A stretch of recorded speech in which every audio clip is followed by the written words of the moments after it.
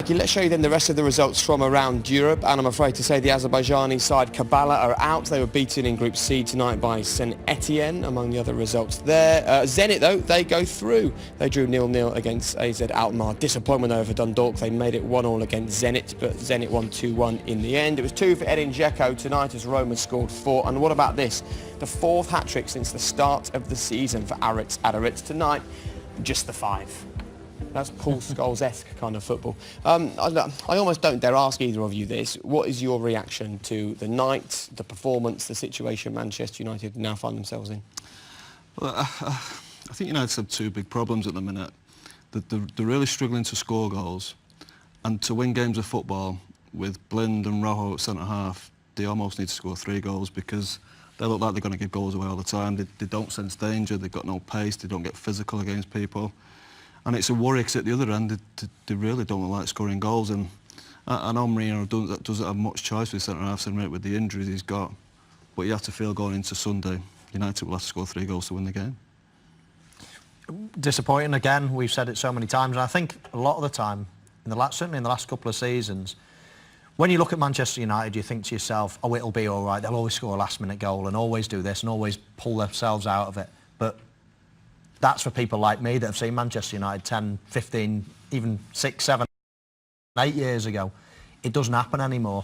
You know, they don't score the injury time goal to win games, or they don't pull themselves out the trouble. So I think, you know, you've got to be worried. Too many poor results, obviously. That's their last chance, really, in the competition now tonight. They can't slip up anymore. They have to win the next game. They're probably quite lucky to still be in with a realistic chance of, because there's been a few average performances. It's a disappointing night again. And we know Manchester United is a club that wants Champions League football. They either have to improve in the league or improve in the Europa League quickly, otherwise that will not be the case next season. Right, Jose Mourinho in the dressing room, straight back out the dressing room and straight to Des Kelly. Here's his instant reaction to that defeat. As you said, dominated possession after that nightmare start. Why did you find it so hard to break them down, to get through? Well, different factors. First of all, I think our problem started in our global attitude, where they were playing the Champions League final, and we were playing a summer friendly. That is the reality of the way the game started. After that, obviously, we had moments of reaction, but I think it's difficult for us to play a game of this difficulty with 2 left backs playing central defender. I think it's not possible to be really dominant and strong without 2 strong central defenders. And in this moment we play with 2 left backs playing central defenders. It's difficult to be dominant, it's difficult to cope with the physicality and the mental dominance of the game.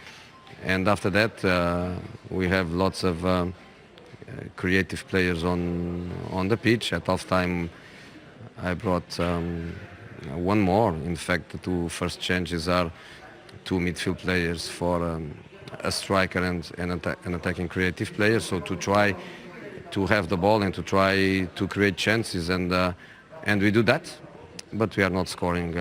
We are not scoring goals enough for that football. But today I have to say, they deserve. They deserve, because football is to be played on the limits. What does this do for your qualification chances now?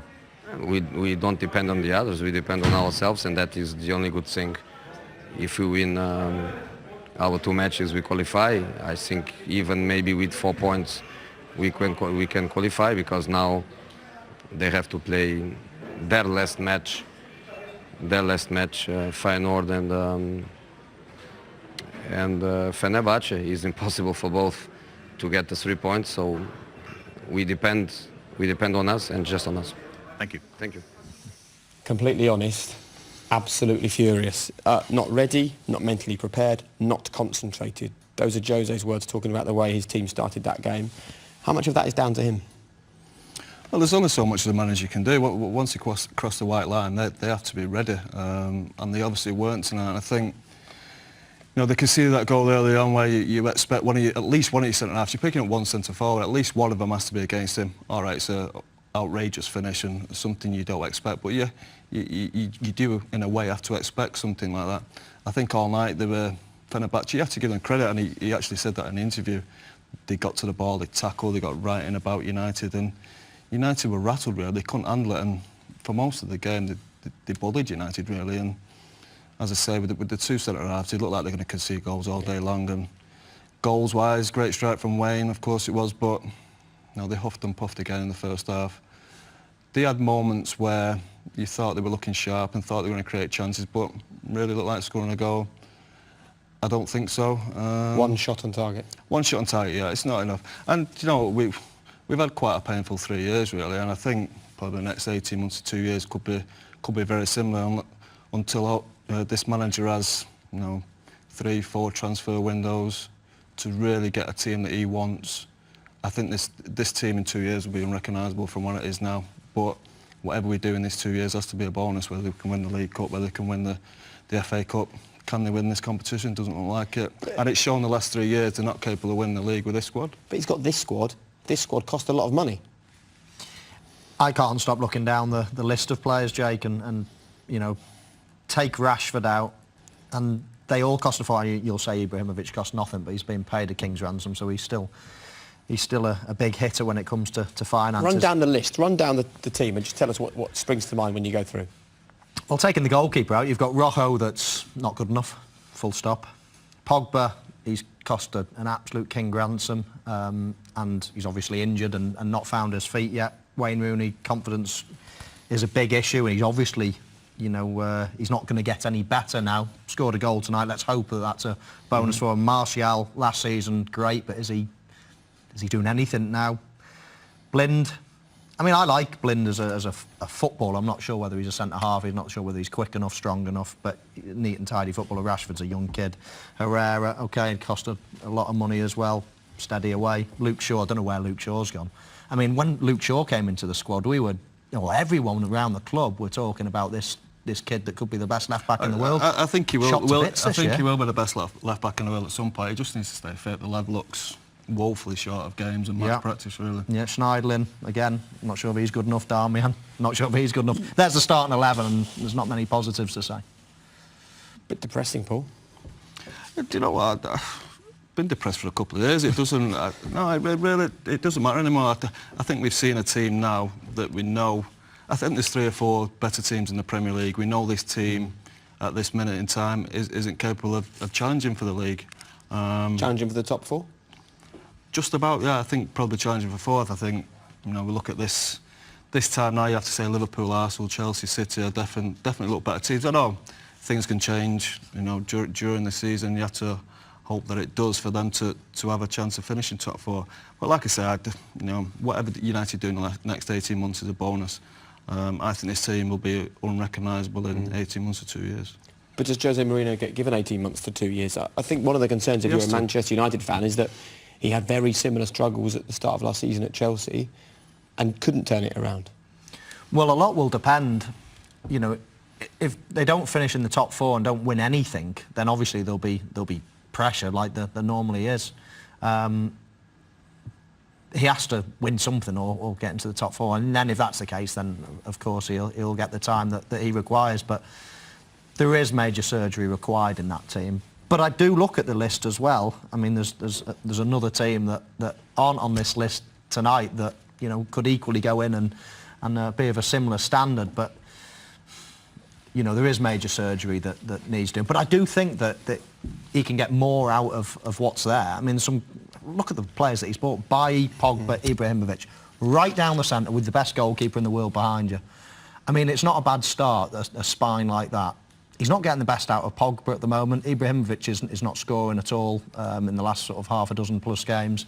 Bailly's now injured, so there's the spine that's shaky straight away. But they have got some good players. They have. He needs to get the best out of them before he then goes and does that major surgery. He has to be given time as well, doesn't he? We can't keep having a manager for a year, having a manager for 2 years, and having to start all over again. I think, you know, you give him 2.5 years, 3 or 4 transfer windows, as I say, And then if it's not, if the team's totally different and it's still not happening, then you have to look at it. But to keep changing managers, you just keep on building all the time. It's, you know, you start from square one. But they sort of made their bed, Man United, because David Moyes failed to make it into the Champions League and it cost him his job.